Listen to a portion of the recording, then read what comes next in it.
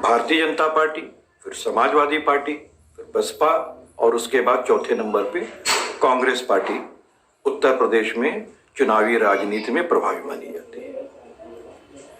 और जहां तक बात रह गई आपकी, तो लोकतंत्र के अंदर किसी भी व्यक्ति को कहीं से भी चुनाव लड़ने का अधिकार प्राप्त है, किसी भी पार्टी को किसी भी प्रदेश से चुनाव लड़ने का अधिकार प्राप्त है।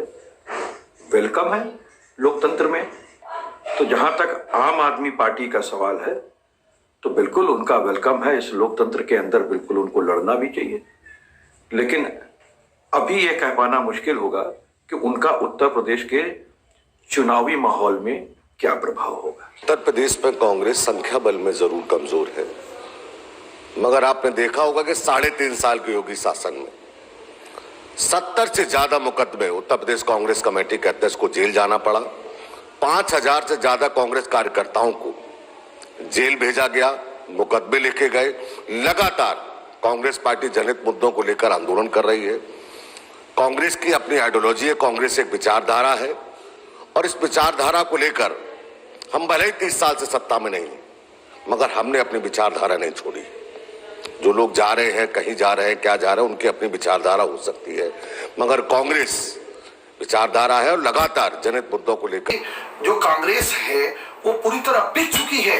अभी अगर आप पंजाब का ले लीजिए, कैप्टन अमरिंदर सिंह जो किसानों के साथ खड़ा होना चाहिए था, जब ये देश के अंदर काला कानून जो किसानों के खिलाफ आ रहा था, तब ये संसद में बैठ के भाजपा का समर्थन कर रही थी। ये आम आदमी पार्टी का जो परचम है वो 2022 में लहराएगा। इसी को देखते हुए कांग्रेस के कार्यकर्ता, सपा के कार्यकर्ता, बसपा के कार्यकर्ता और अन्य पार्टियों के कार्यकर्ता आम आदमी पार्टी को आकर्षित होकर आ रहे हैं। वो समझ चुके हैं कि दिल्ली का अपनी पार्टी अपना उत्तर प्रदेश में आधार ढूंढ रही है।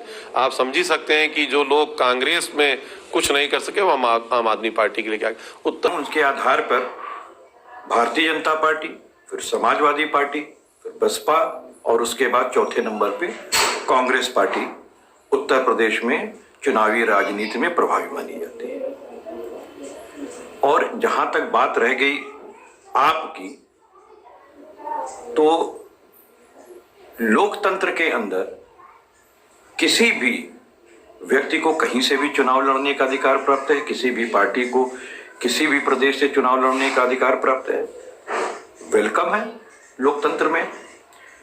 लेकिन असलियत यह है कि 4 दिन से कुछ सख्त स्टेटमेंट दे देने के कारण कोई पार्टी ये सोचे कि हम वहां के लोगों का वोट पाने में सक्षम हो गए, तो ऐसा नहीं है। क्योंकि वही दल लोगों के बीच में वोट मांगने में प्रभावी होता है और पाने में भी प्रभावी होता है, जो अपनी बूथ स्तर पे कमेटियों को मजबूत करता है, जिसके साथ उसके मुसलसल कार्यकर्ता लगे होते हैं, जिसकी एक विचारधारा उस स्थान, उस जगह पे, उस प्रदेश में लोगों के द्वारा स्वीकृत और मान्यता प्रदान की जाती है, उसकी नीतियों को मान्यता प्रदान की जाती है, उस पर आस्था और उसके नेतृत्व पर विश्वास रखा जाता है। तो इन सारी चीजों से कोई दल आगे बढ़ता है। तो जहां तक आम आदमी पार्टी का सवाल है, तो बिल्कुल उनका वेलकम है इस लोकतंत्र के अंदर, बिल्कुल उनको लड़ना भी चाहिए। लेकिन अभी यह कह पाना मुश्किल होगा कि उनका उत्तर प्रदेश के चुनावी माहौल में क्या प्रभाव होगा।